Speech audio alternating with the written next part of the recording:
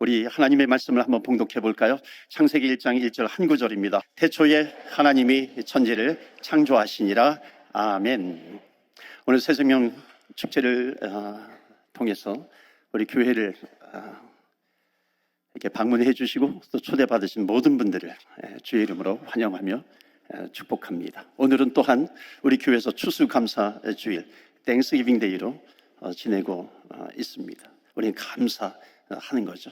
여러분, 누구에게 가장 감사하겠습니까? 한번 우리 옆에 분한테 한번 감사해 볼까요? 내 옆에 있어줘서 감사해, 고마워. 한번 인사하시겠어요? 예. 내 옆에 있어줘서 고마워. 어찌 보면 우리는요, 가장 가까운 사람에게 우리 너무나도 당연하게 보기 때문에 감사를 잊을 때가 있어요. 가장 가까운 우리의 가족, 또 우리 이웃, 우리 교회 교우들, 정말 감사해야 할 존재이기도 합니다. 오늘 새생명 축제에 초대받아서 오신 분들, 어쩌면 내가 교회라고 하는 곳을 처음 오신 분도 계실 거예요. 또 교회를 떠났다가 또 오랜만에 오신 분도 계실 겁니다. 초대받아서 오신 분, 또 광고 보고 오신 분도 계실 거예요. 또 친구 손에 붙잡혀가지고 억지로 이렇게 친구에게 끌려오신 분도 계실 겁니다. 그러니까 그런 분들은 좀 오늘 자리가 좀 불편할 수도 있을 것 같아요. 우리 같이 찬양하는데 내가 찬양을 한 번도 안 해봤는데 내가 일어나야 되나 말아야 되나 하는 그런 생각을 가질 수도 있습니다. 그러니까 중요한 것은 뭐냐면 지금 우리가 이 자리에 있다는 겁니다.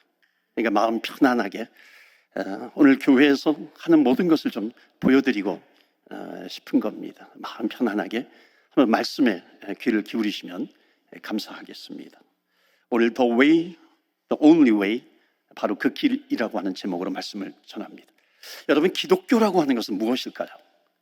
여러분, 기독교가 만약에 어떤 마음을 편안하게 해주는 종교라고 한다면 그것은 세상에도 많이 있습니다. 세상에서 성공하는 그런 처세술을 가르치는 곳이라고 한다면 세상에도 많이 있어요. 여러분, 기독교는 우리 성경에 근간을 두고 있습니다. 여러분, 성경이 있는데 성경을 이게 두 손으로 꽉 짜가지고 한 단어를 얘기하라고 한다면 오늘 스키드라메에서도 나왔는데 바로 그것은 사랑이라고 하는 단어입니다. 하나님의 사랑이죠. 하나님께서 우리를 그렇게 사랑하셨다라고 하는 겁니다. 기독교는 사랑의 종교입니다. 또 우리 성경을 꽉 짜서, 그러니까 꽉 짠다라고 하는 것은 줄여서 한 분으로 요약을 한다고 한다면 누구를 얘기하냐면 바로 예수 그리스도, 예수님을 얘기하는 겁니다. 그러니까 예수님이 사랑이시고 예수님이 우리에게 참 생명을 주셨다는 겁니다. 그러니까 성경에는 네 가지 큰 봉우리가 있어요. 즉 중요한 주제가 크게 네 가지가 있다는 겁니다. 하나님은 누구이신가? 그리고 하나님에 대한 인간은 누구인가? 그리고 예수님은 누구인가? 그리고 하나님의 나라는 무엇인가? 라고 하는 겁니다. 첫 번째로 성경의 주제는 하나님은 누구이신가? 라고 하는 겁니다. 자, 오늘 우리가 읽은 성경 말씀 창세기 1장 1절입니다. 그러니까 성경을 처음 피면 하나님이 존재하는가 존재하지 않는가 그렇게 시작하지 않습니다. 하나님이 세상을 창조하셨다 이렇게 말씀하고 있는 겁니다. 그러니까 하나님이 천지를 창조하셨다. 그러니까 이 말씀 속에는 이 세계는 하나님의 계획 하에 디자인되었다라고 하는 거죠. 여러분, 세계가 존재하는 것은 둘 중에 하나입니다. 두 가지를 생각할 수 있어요. 그것은 뭐냐면 하나님께서 여러 가지 방법을 통해서 이 세상을 창조하셨다는 겁니다. 또 하나는 뭐냐면 우연히 창조가 되었다 이렇게 생각할 수 있습니다. 제가 한 분을 소개합니다. 크래쉬 모리스턴이라고 하는 박사님이에요. 이분은 뉴욕의 과학협회 회장을 지내셨던 분입니다. 이분이 아주 기막힌 에세이를 하나 쓰셨는데 그것이 뭐냐면 한 과학자가 예수님을 믿게 된 7가지 이유라고 하는 제목으로 에세이를 쓴 거예요. 그러니까 내가 하나님을 믿게 된, 그러니까 영어로는 Man does not stand alone. 그러니까 인간은 결국 혼자서 존재할 수 없다는 거죠. 거기에 보면 7가지 이유를 들어요. 이분은 과학자잖아요. 그러니까 태양계를 얘기합니다. 태양이 이 지구가 태양을 중심으로 해서 자전을 하는데 1600km 속도로 돕니다. 그게 10분의 1만 줄어들어도 낮의 시간이 10배가 늘어난다 그래요. 그러니까 낮 시간이 120시간이 되는 거고 밤 시간이 120시간이 되는 겁니다. 조금만 이렇게 늦어져도 빨라져도 그렇게 되는 거죠. 그러니까 120시간이 돼버리면 이 세상에서 식물은 하나도 살 수가 없는 겁니다. 또 이렇게 거리가 있어요. 어느 정도 거리를 두고 있습니다. 그렇기 때문에 북극이 있고 남극이 있다는 거죠. 이게 조금만 멀어지면 완전히 꽁꽁 얼어버려서 생명체가 살 수 없다는 겁니다. 한 과학자로서 질문을 던진 거예요. 그러니까 이 세상이 우연히 생겨났다라고 믿는 것이 과학적인가? 아니면은 어떤 이 세상의 이성의 인간의 이성을 초월하는 어떤 절대자가 창조주가 이 세상을 창조했다고 믿는 것이 더욱 과학적인가? 이분은 스스로에게 질문을 던진 거예요. 그럴 때에 어떤 인간의 생각을 초월하는 어떤 절대자가 세상을 만들었다라고 믿는 것이 더욱 과학적이고 또 과학자로서 양심적인 고백이라는 겁니다.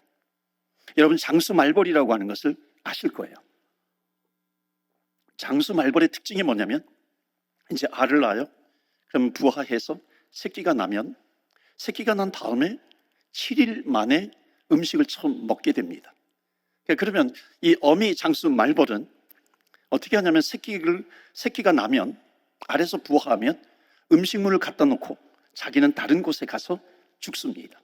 문제는 뭐냐면 이제 메뚜기를 갖다 놓는데 보통 7일 만에 먹어요. 뙤약볕에 이 7일이 지나면 완전히 부패해버립니다. 그것을 먹으면 살아날 말벌은 하나도 없는 거죠. 그런데 정말 신비로운 일은 뭐냐면은 이 말벌에게 침이라고 하는 것이 있어요. 그러니까는 부화해서 새끼가 되면 침을 메뚜기에다가 자기가 가지고 있는 침을 메뚜기에다가 쫙 꽂아 놓습니다. 그리고 다른 곳에 가서 죽어요. 그럼 놀랍게도 침을 꽂아 놓으면 자연 상태 그대로 보존이 된다는 겁니다. 질문을 한 거예요. 이 침이라고 하는 것이 우연히 생겼다고 말하는 것이 과학적인가?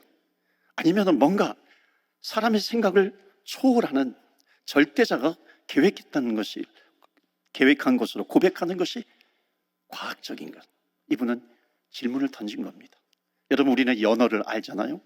연어는 자기 고향을 찾아가요. 바다 장어도 있어요. 바다 장어는 여러 곳에서 살다가 어미가 죽을 때 되면은 중남미의 버뮤다 해협으로 모인다 그래요. 그 버뮤다 해협에서 바다 깊은 곳에 들어가서 거기에서 새끼를 낳는 겁니다. 그러니까 거기에서 새끼를 낳으면 거기에서 살아야 되잖아요.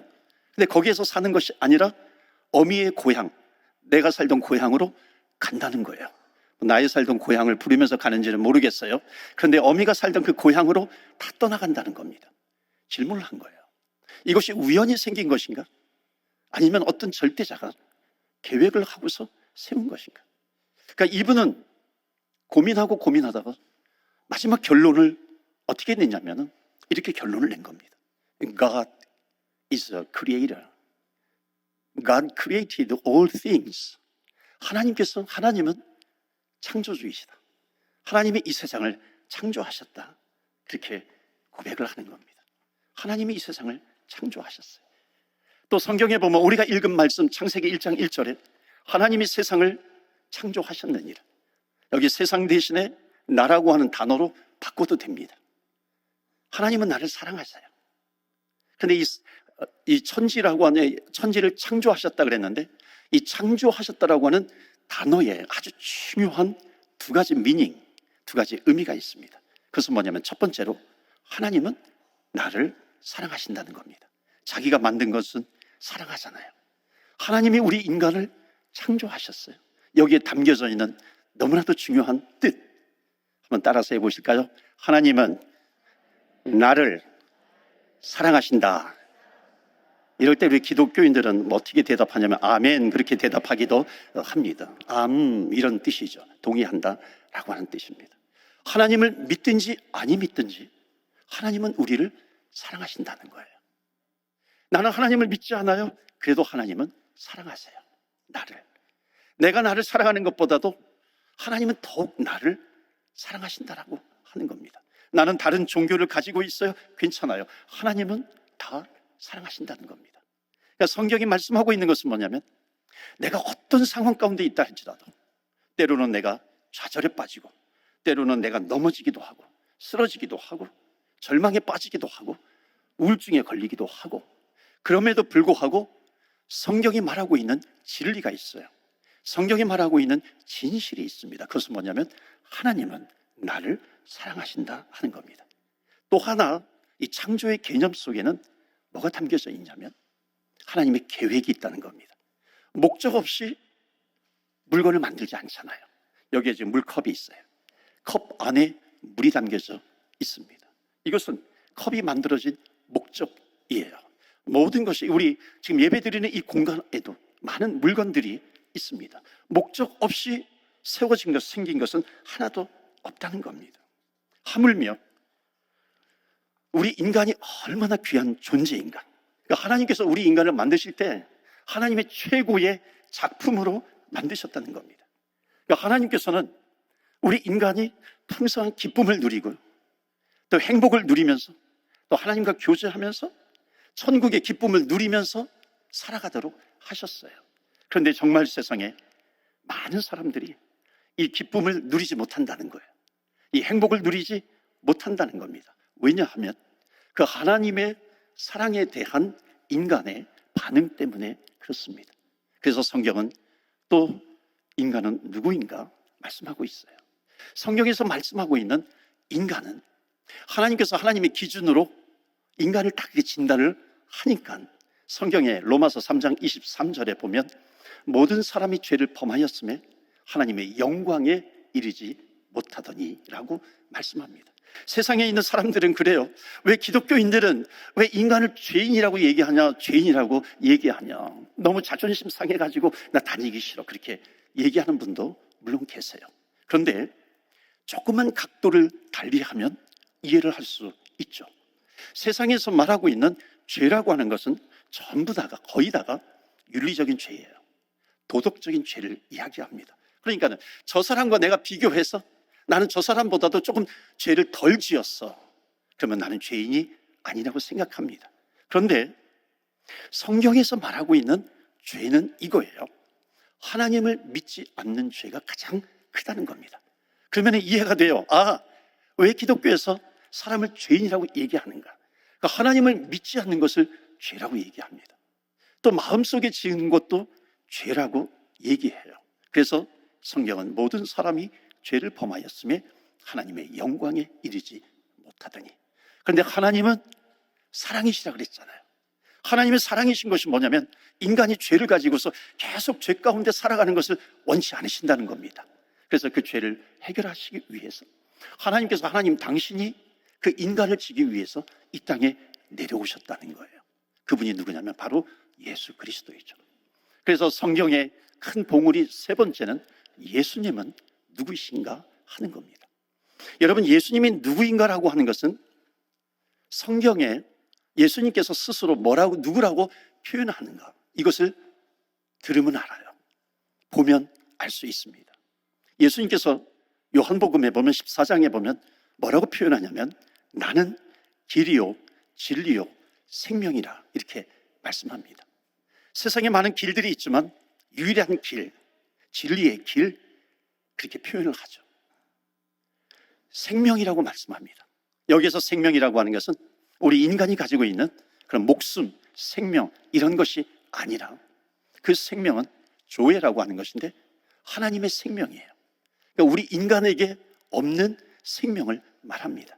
그러니까 나는 길이요 진리요 생명이라 그랬을 때 주변에 있는 사람들이 다 아는 거예요. 아, 저거는 우리에게 있는 생명이 아니라 하나님의 생명을 우리에게 주시는구나. 그것을 깨달은 겁니다. 또 예수님은 당신을 어떻게 표현하냐면, 나를 본 자는 하나님을 본 자다. 또 나와 하나님은 하나다, 이렇게 표현합니다. 나와 하나님은 하나다, 이렇게 표현을 할 때 근데 주변에 있는 유대인들이 돌을 집어가지고 던지려고 했어요. 자기가 하나님이라 그러니까. 여러분 그렇지 않습니까?